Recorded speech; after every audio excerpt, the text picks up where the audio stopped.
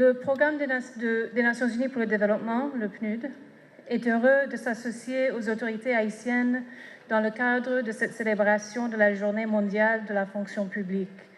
Et je me réjouis personnellement de pouvoir me joindre à vous en tant que fonctionnaire public international. Comme ça a été dit, cette journée mondiale a été proclamée en 2003 par l'Assemblée générale des Nations unies et elle met en valeur le rôle de l'administration publique dans le développement et auprès des communautés. Pour célébrer la journée internationale, l'Assemblée générale encourage chaque année ses États membres à organiser des activités pour souligner la contribution du service public au processus de développement. Le service public au niveau international et au niveau national a en effet un rôle décisif à jouer dans la mise en œuvre des objectifs de développement durable. Le 23 juin est l'occasion de mettre en avant à la fois le travail des agents de la fonction publique et d'encourager les jeunes à choisir et à poursuivre une carrière dans le secteur public. Des institutions efficaces, responsables et inclusives sont essentielles pour atteindre ces ODD. Le programme de développement durable à l'horizon 2030 a également reconnu que les gouvernements ont la responsabilité principale de la mise en œuvre de ces objectifs et d'en assurer le suivi et l'examen au cours des 15 années de suivi, au niveau national, régional et mondial.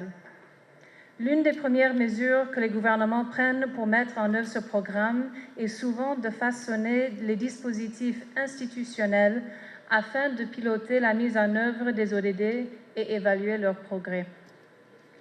Aujourd'hui est non seulement une journée de commémoration, mais aussi et surtout une journée de réflexion nationale pour évaluer le travail qui est réalisé dans le cadre de la mise en œuvre du programme de modernisation de l'État, baptisé PME 2023. En effet, après le programme cadre de réforme de l'État, le programme de modernisation de l'État, établi en 2018, a pour mission de mettre le citoyen et les usagers au cœur de la réforme de l'administration publique afin de leur offrir un service de qualité et équitable. Ceci à travers divers grands chantiers, en particulier la déconcentration des services publics et la décentralisation de l'appareil de l'État. L'administration publique, pierre angulaire de la vie humaine, du travail des gouvernements, joue un rôle essentiel dans l'amélioration de la vie humaine. Réinventer l'administration publique est une voie positive et nécessaire pour aller de l'avant. Sans modernisation et transformation de l'administration publique pour s'adapter aux besoins d'aujourd'hui, il sera impossible de réaliser un avenir meilleur pour tous. Au lieu de faire un bilan exhaustif, je dirais tout simplement qu'il nous reste du chemin à faire ensemble, car le développement et la redevabilité mutuelle restent une dynamique en évolution constante. Aujourd'hui, c'est l'occasion de rappeler que le principe ne laisser personne de côté cadre bien avec l'activité de ce jour, car il tire ses origines dans le premier article de la Déclaration universelle des droits de l'homme, qui font de nous des êtres libres et égaux en droit.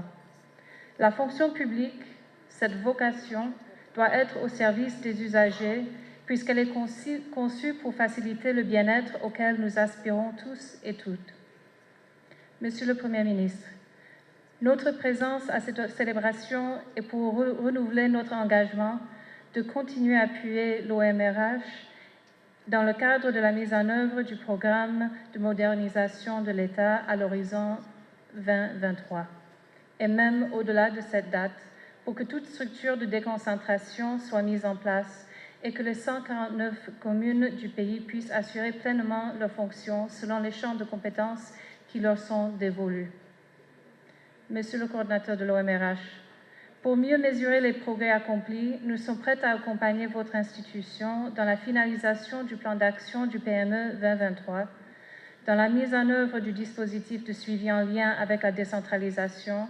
dans la concrétisation d'un programme de renforcement des capacités des structures déconcentrées qui sont d'abord mises à place à titre pilote afin de dupliquer à l'échelle nationale sur la base des leçons apprises.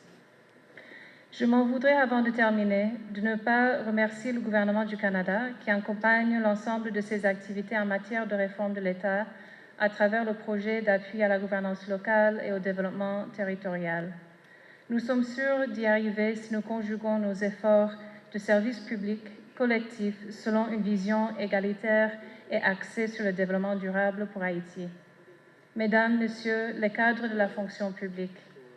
je joins ma voix à celle du représentant résident du PNUD et toute notre équipe pour vous souhaiter une bonne journée de commémoration et de réflexion.